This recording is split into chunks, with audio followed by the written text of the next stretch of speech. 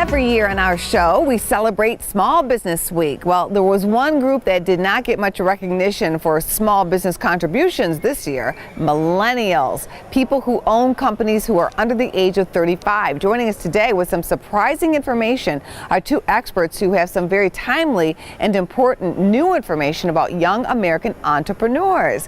Joining me now is T. Rowe, who's the president and CEO of America's SBDC, and Jason Dorsey, who is the co-founder of the Center for Generational Kinetics, the premier Millennials and Gen Z research group. So welcome to you both.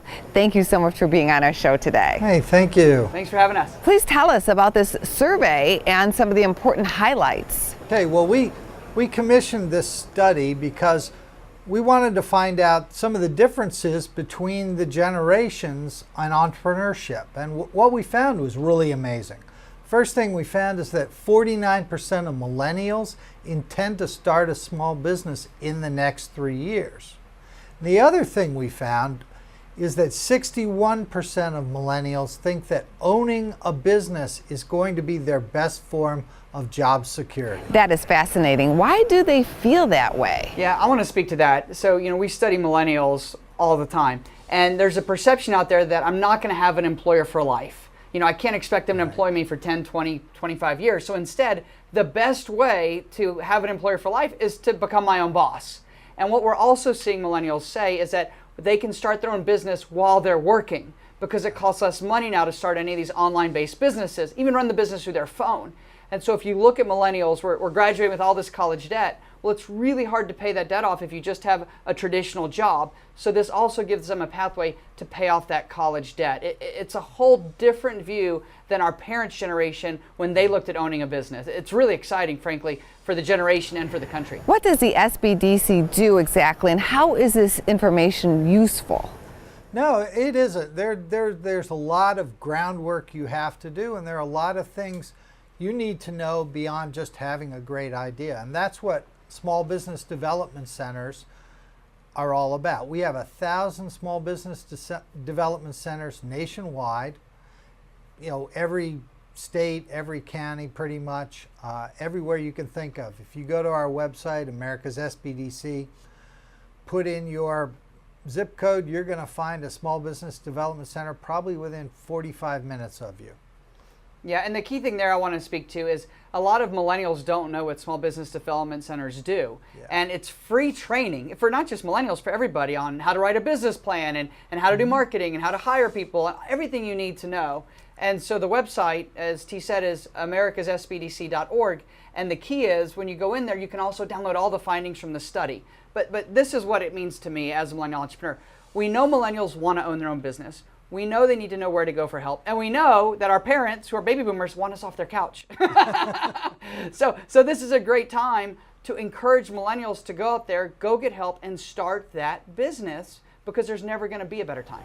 Well, while we have you here, I would love to get your top tips. Well, I think one of the biggest things you can do to help yourself as a small business person is to take advantage of the resources that are available.